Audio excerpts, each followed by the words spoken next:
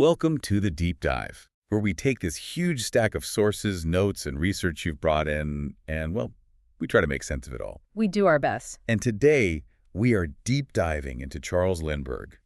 I mean, here's a man whose life wasn't a straight line. It was more like a series of these violent, fascinating arcs that just span the entire 20th century. That is the perfect way to put it, because when most people hear Lindbergh, they immediately think of the lone eagle, right? The hero aviator from 1927. Okay. But what our sources show, and what we're really here to unpack, is the full, complex, and, well, frankly, often deeply uncomfortable story of his 72 years. It's a lot. We're talking about unparalleled global fame, but also profound personal tragedy. And then political disgrace, real scientific innovation, and then astonishingly decades of just startling secrecy. So our mission today is to move way beyond that iconic New York to Paris flight and try to understand the man himself. We've got sources covering his whole timeline, from his childhood in Minnesota right up to his death in Hawaii. Yeah, and we have to cover it all. His early, really hard-scrabble aviation career, the family horror that basically drove him into exile. And then the controversial politics leading up to World War II,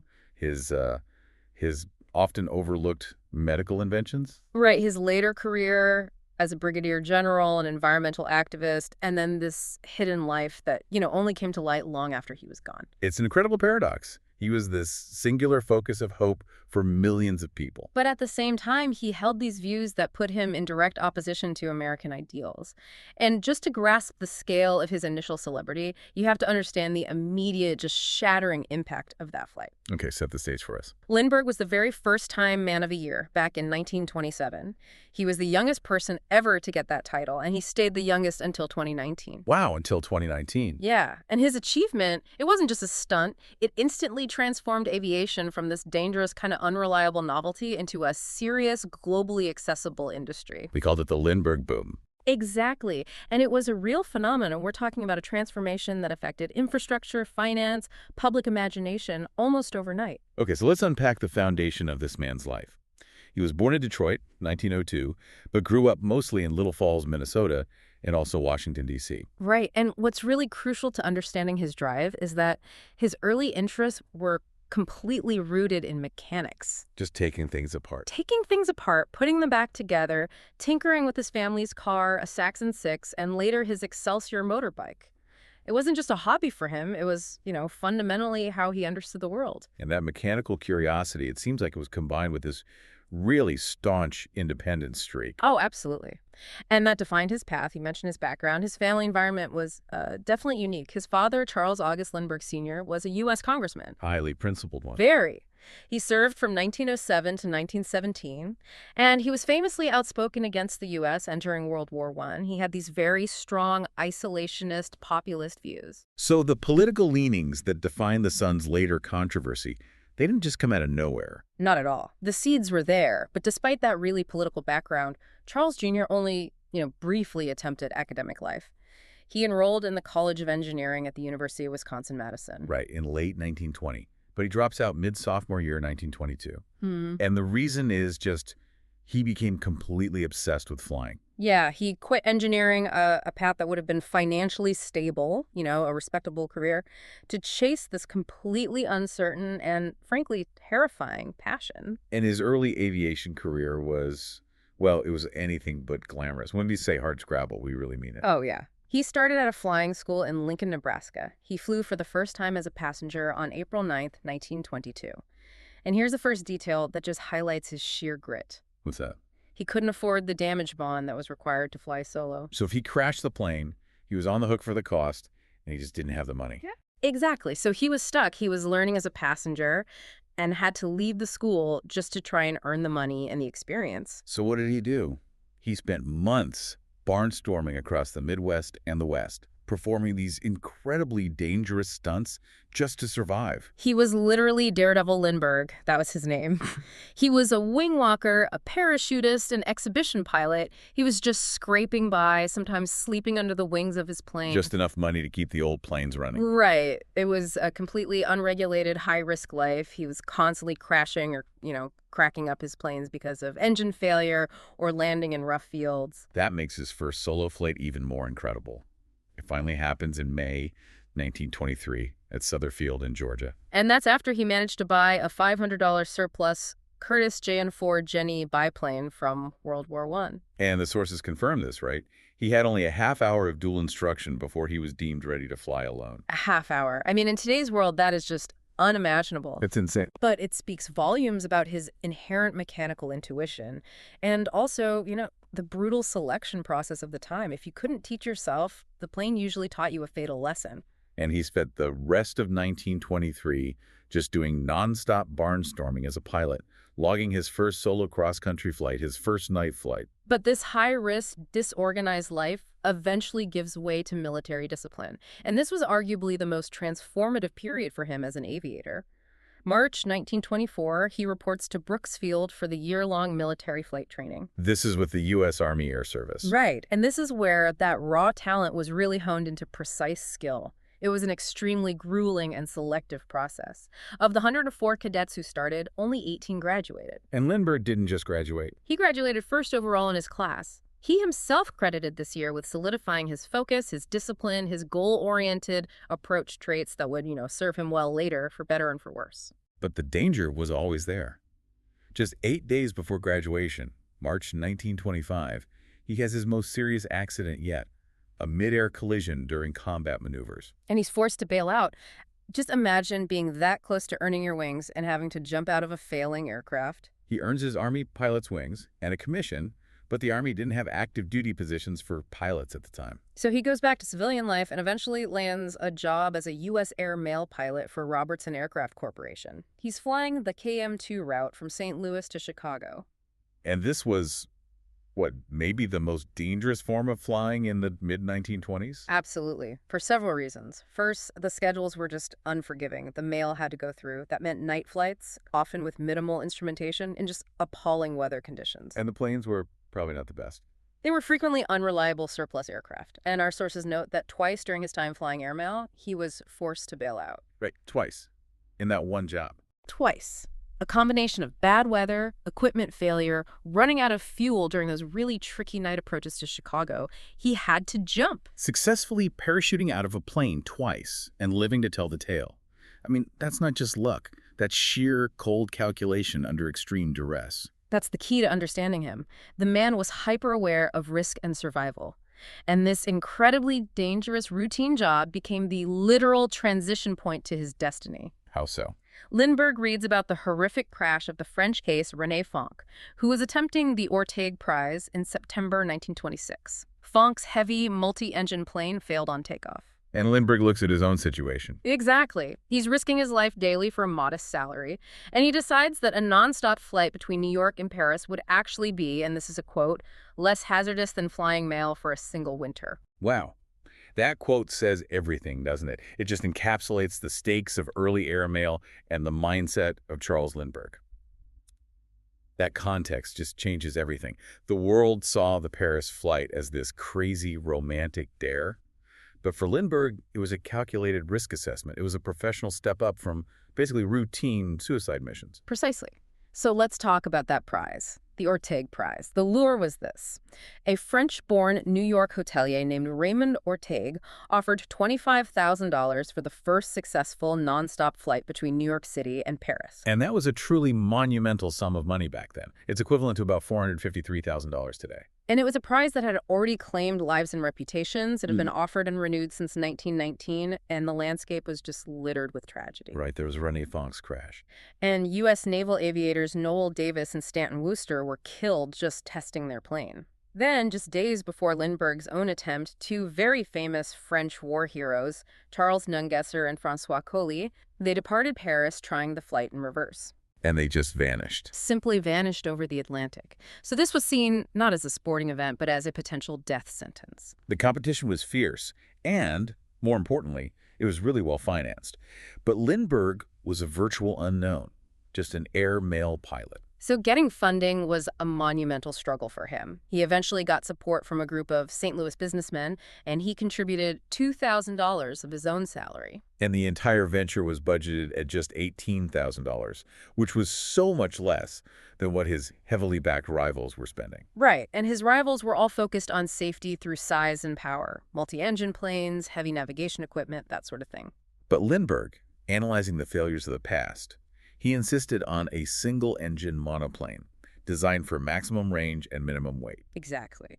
He partnered with the small, scrappy Ryan Airline Company in San Diego, and he worked extremely closely with their chief engineer, Donald A. Hall. And this collaboration results in the iconic Spirit of St. Louis, a fabric-covered, single-seat, high-wing monoplane. And here is one of those astonishing logistical facts in our sources. The timeline. The timeline.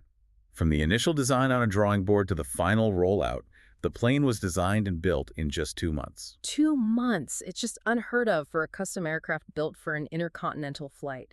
It speaks to that singular focus, that minimalist design philosophy. And Lindbergh prioritized fuel capacity above everything else. Above all else, which meant the main fuel tank, the heaviest single component, had to be placed directly ahead of the cockpit. Which was a critical safety measure, right? Right.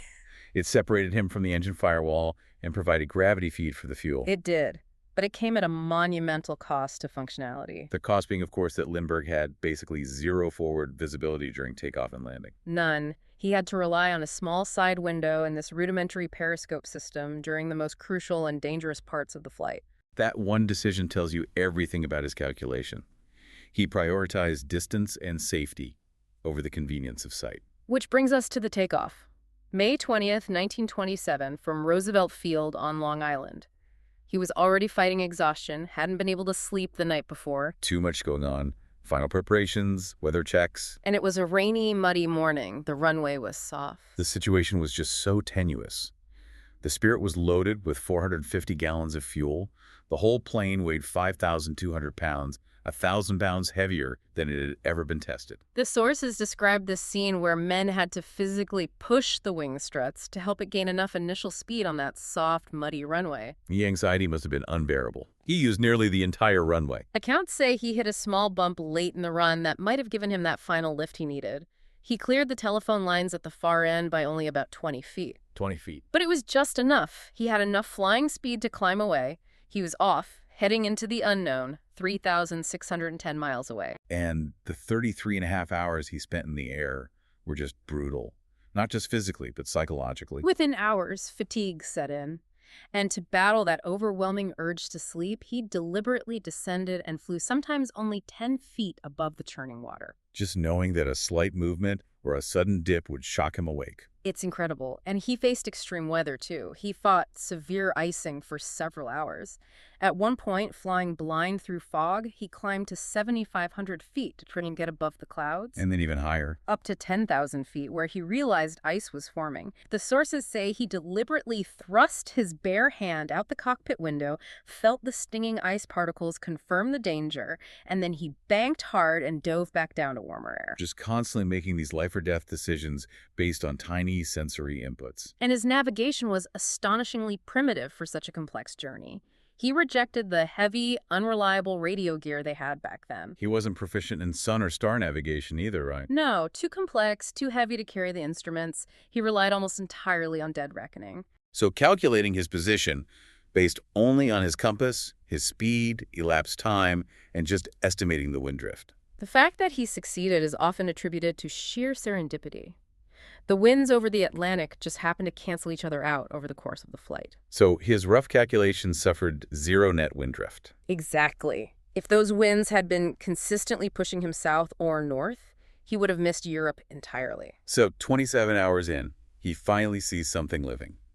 Porpoises, fishing boats off the coast of Ireland. That must have been the moment, the overwhelming confirmation that he had done it. He'd crossed the Atlantic.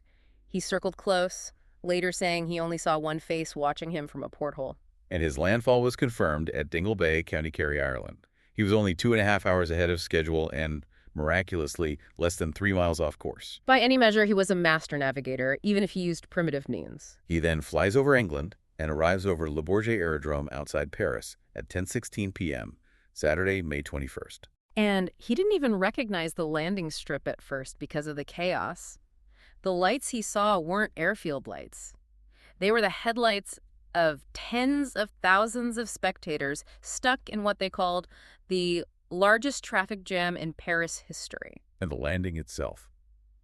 It just resulted in total, uncontrollable pandemonium. A crowd estimated at 150,000 people stormed the field. They dragged him out of the cockpit and literally carried him around on their shoulders for nearly half an hour. And the sources detail how terrifying that frenzy was. Souvenir hunters were so aggressive, they were stripping the plane of everything which could be taken off. They were cutting pieces of the linen covering off the wings and fuselage before military flyers and police could even get to him. They tore his plane apart. That's not just a celebration, that's a mob reacting to an absolute icon. It really speaks to a world that was just desperately hungry for a new kind of hero after the trauma of World War I. Lindbergh was that new, clean, technological hero. He finally made it to safety at the U.S. ambassador's residence, where he slept for the first time in about 60 hours. And the immediate aftermath was just unprecedented global acclaim. He received the Medal of Honor by a special act of Congress, no less, the Distinguished Flying Cross, and France's Légion d'honneur. And of course, Time magazine gave him that inaugural Man of the Year title. The Lindbergh boom took hold instantly. The volume of airmail in the U.S. went up by 50% within 6 months. Applications for pilots' licenses tripled. The number of planes quadrupled as investment just poured in. To capitalize on all this, he was sent on this huge U.S. tour, 9 months, over 22,000 miles. Visiting 82 cities in all 48 states in the Spirit, delivering 147 speeches to 30 million people. This is an era before mass media could really connect people like that. He was the most famous man on Earth, and this included a tour of Latin America, the Goodwill Tour. Right. And it was there, in Mexico, in December 1927, that he met Anne Morrow, the daughter of the U.S. ambassador. And that really marks the beginning of the next very public chapter of his life. So the icon marries Anne Morrow, daughter of a prominent diplomat, in 1929. She was instantly immersed in this world, but she also became a true partner in aviation. She really did. Lindbergh taught her to fly, and she became an essential navigator and chronicler. She accompanied him on charting air routes, like that groundbreaking 1931 flight toward Asia, which she documented in her classic book, North to the Orient. So it was a partnership of shared exploration. But it seems like it was overshadowed by Lindbergh's personal nature. Yeah, the sources reveal a man whose perfectionism extended into his family life, making him a strict and, well, a somewhat distant father. He apparently saw his 6 children for only a few months each year. And maintained an almost clinical detachment. Meticulous, tracking even the smallest infractions, insisting Anne document every single penny of household expenses. The same discipline from the flight translated into this almost paranoid need for control at home. It's hard to reconcile the soaring aviator with the man obsessed with tracking gum-chewing infractions in pennies. Was this perfectionism, or was it a growing paranoia from the crushing weight of fame? It seems to be a fusion of both. The fame was definitely isolating and intrusive, but that core need for order, that really came from his engineering mind.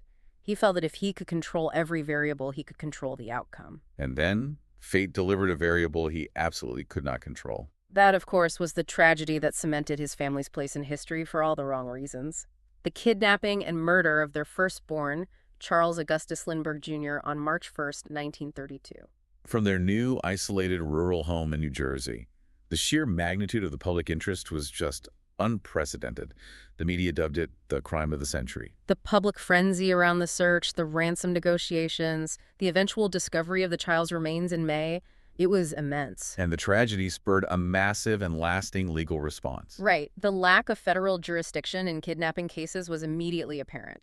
This led directly to the establishment of the Lindbergh Law in 1932. Which made kidnapping a federal crime if the perpetrator crosses state lines or, uses interstate commerce like the mail for ransom demands.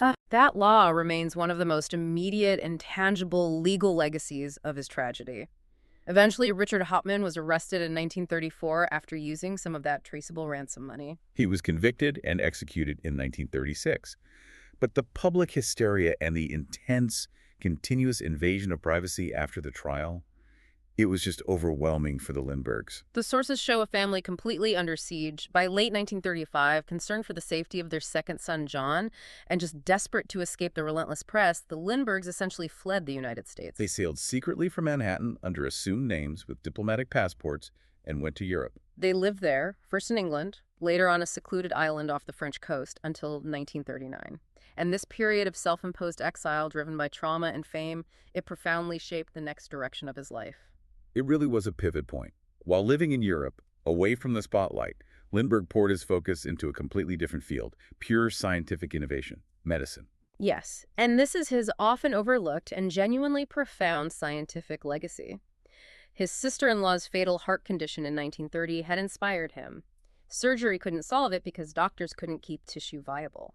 So he collaborates with the Nobel Prize-winning French surgeon Alexis Carrel at the Rockefeller Institute. And their goal was to develop a way to keep whole organs alive outside the body for surgical experimentation. And he didn't just offer money or advice, he actually went back to his engineering roots and invented something. He did. He designed and built a truly revolutionary piece of equipment. A large, complex glass perfusion pump. A sterile, closed system device for pumping blood substitutes through an organ. They nicknamed it the Model T pump. And to understand how groundbreaking this was, you have to appreciate the medical context. Before this, harvested organs could only survive for minutes, maybe a couple of hours. Exactly. His pump, while still far from perfect organs, would still degenerate within days. It allowed them to be kept viable for extended periods. This was the absolute foundation.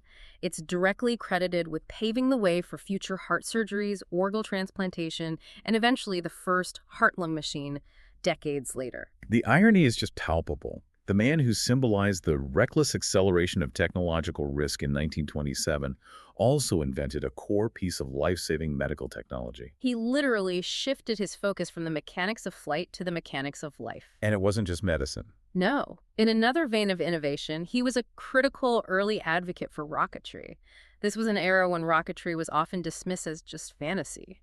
But in 1929, he became deeply interested in the work of Robert H. Goddard, the American rocket pioneer. Goddard was struggling for funding and acceptance. And Lindbergh used his immense influence to help Goddard secure a crucial endowment from Daniel Guggenheim in 1930. That financing enabled Goddard to significantly expand his research, moving his work forward years faster than he could have otherwise. So his impact truly spanned aviation, rocketry, and medicine in this really compressed period. It did.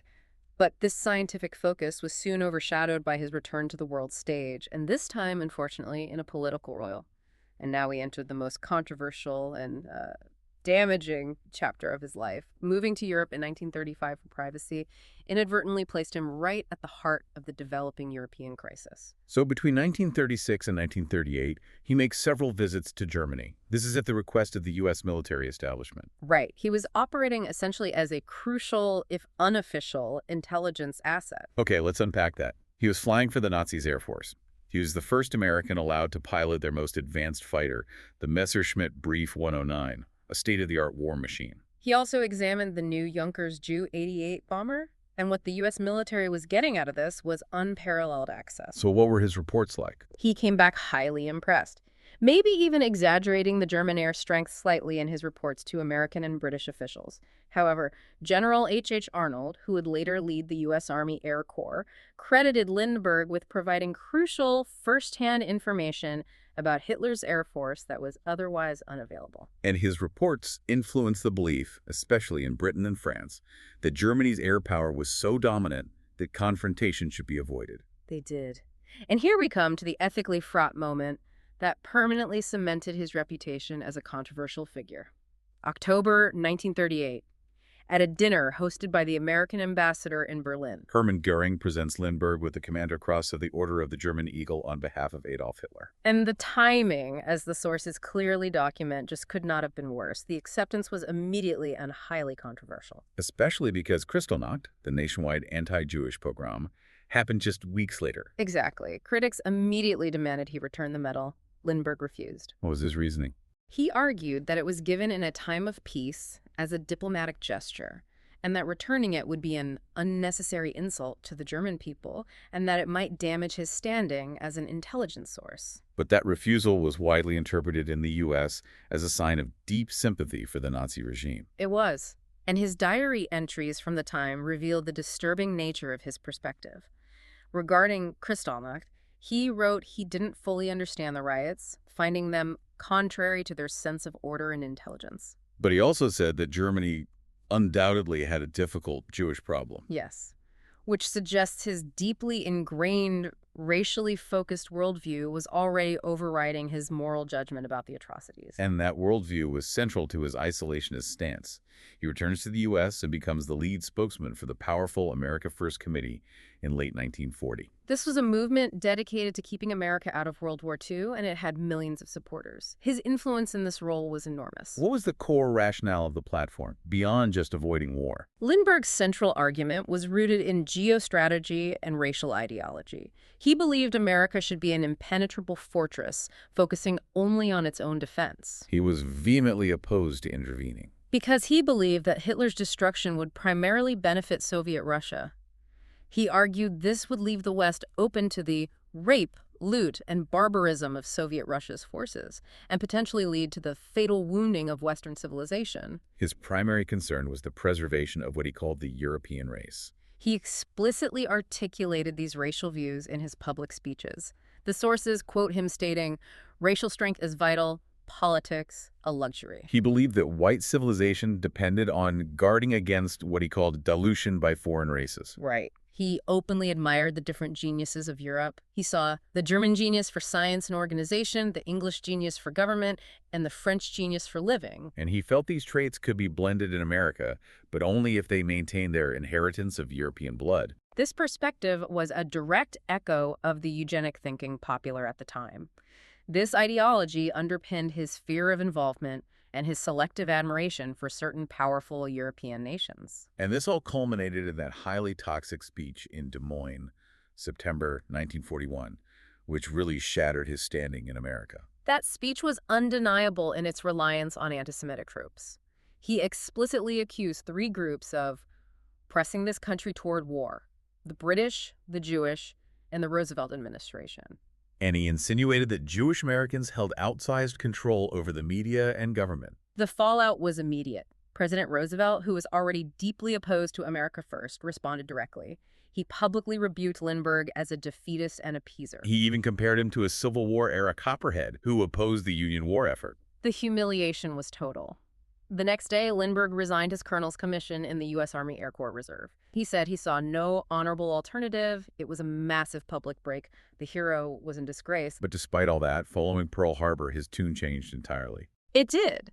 He may have believed intervention was wrong beforehand, but once America was attacked, he avidly supported the war effort, even though FDR refused to restore his commission. So he served as a civilian consultant in the Pacific Theater in 1944. He worked with United Aircraft and the U.S. Marine Corps, risking his life daily by flying 50 combat missions, and the sources highlight that he developed and introduced a critical technical innovation. Advanced engine leaning techniques for the P-38 Lightning fighter. Exactly. Engine leaning involves adjusting the fuel-to-air mixture. For cruising over the vast distances of the Pacific, running the engine leanless fuel, more air was vital. And his techniques allowed P-38 pilots to use significantly less fuel without compromising engine integrity.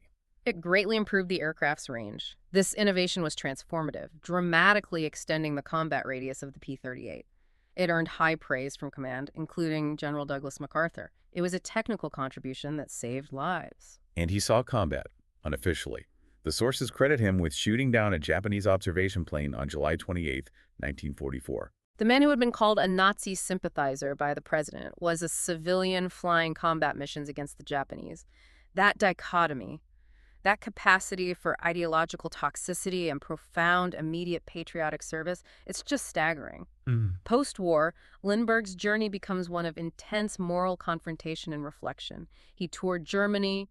He saw the tunnels of Nordhausen and the horrific Dora concentration camp. And the experience was shattering for him. He wrote about lamenting how it seemed impossible that civilized men could degenerate to such a level, yet they had. Did he ever publicly or privately recant his pre-war stance or apologize for that Des Moines speech? He remained convinced that his non-interventionism was strategically correct to avoid Russian domination of Europe.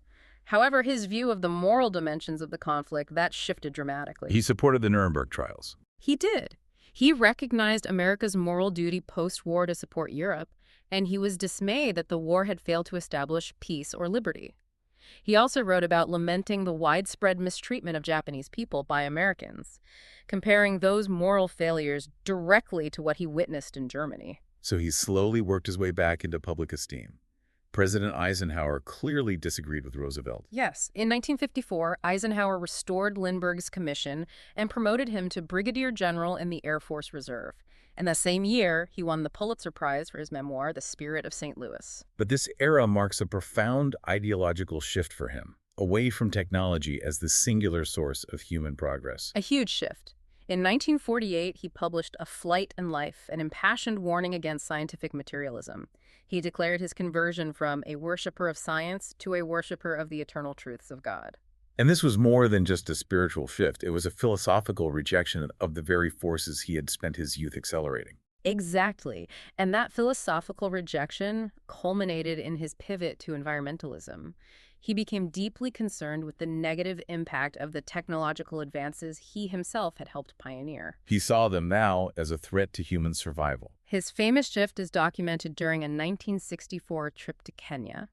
The story goes he was lying under an acacia tree, struck by the biological complexity of the natural world. He contrasted the man-made complexity of an airplane with the evolutionary achievement of a bird. And he realized with clarity, as he wrote later, that if I had to choose, I would rather have birds than airplanes. This wasn't just an aesthetic preference, it was a foundational realization that led him to campaign actively for conservation and ecology. And he wasn't just an armchair environmentalist, he became a serious hands-on activist, using his fame to leverage global attention. He campaigned internationally to protect endangered species, humpback and blue whales, the Philippine eagle, the tamaraw.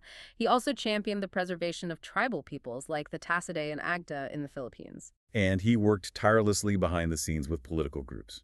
He was instrumental in establishing 2 U.S. national parks, Haleakala in Hawaii and Voyageurs in Minnesota. His efforts in the Philippines were so significant that he received their Order of the Golden Heart in 1971 for his conservation work. He remained active in conservation right up until his final years, often traveling to remote, dangerous locations.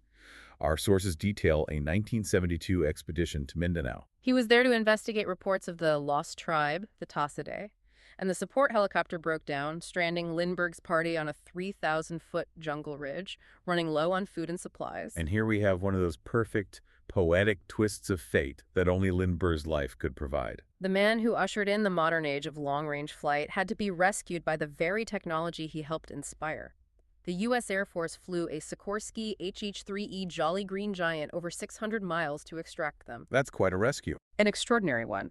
The pilot, Major Bruce Ware, had to perform this incredible hover, placing the massive helicopter with its nose wheel on one side of the ridge and the main wheels on the other to safely winch them out. So Lindbergh, who helped develop in-flight refueling to extend air power, actually got to witness the receiving end of a long-range modern air rescue. On his own final expedition, you couldn't write it. Now we arrive at the final astonishing paradox that was kept hidden for decades, his double life.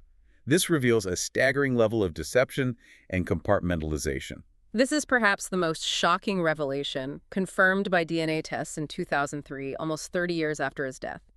Starting in 1957, while married to Anne Morrow, Lindbergh maintained lengthy sexual relationships with 3 separate European women. 3 women, 7 children, all born between 1958 and 1967. Let's break that down. He had 3 children with a hat maker named Brigitte Heschheimer in Bavaria. 2 with her sister Mariette, who is a painter. And 2 more with his private secretary Valeska, who lived in Baden-Baden. The logistics of maintaining this secret for 2 decades is just mind-boggling. He managed it by visiting them under the alias Caruquette, seeing them only once or twice a year. The women never married. None of the 7 children knew the true identity of their biological father during his lifetime. The same discipline he applied to flying was applied to this immense deception. And he actively policed the secret, even on his deathbed. Just 10 days before he died in 1974, he wrote to each mistress, imploring them to maintain the utmost secrecy. He ensured they had financial support, but he demanded silence. That is an unbelievable level of calculated control. The secret remained unbroken until 2003. The truth only emerged when one of Brigitte's daughters, searching for her family history, read a magazine article about Lindbergh and deduced the connection. She eventually found photographs and over 150 love letters from him signed CAO. His daughter, with Anne Reeve Lindbergh, when she learned the truth, she wrote in her journal that the story reflected absolutely Byzantine layers of deception on her father's part. It just rewrote the entire family legacy. Lindbergh died of lymphoma on Maui, Hawaii, August 26, 1974, at age 72. He had returned to Kipahulu after realizing his treatment wouldn't save him.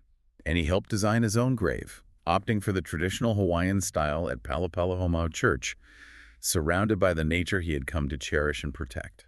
A quiet, humble ending for a man who started with an unparalleled roar of global fame. So let's try and synthesize this, man, because the picture we've drawn is one of just colossal contrasts. Charles Lindbergh, the solo flyer who revolutionized global travel. The technical innovator whose perfusion pump paved the way for organ transplants. The accused anti-Semite and leader of the America First movement. The military consultant who saved pilots' fuel in the Pacific. The champion of whales and eagles. And the patriarch who maintained 7 hidden children across Europe under an alias. His life is just a monumental case study in contradiction. He personified the American ideal of rugged individualism and technological prowess. Yet he became deeply disillusioned with the very scientific materialism he championed.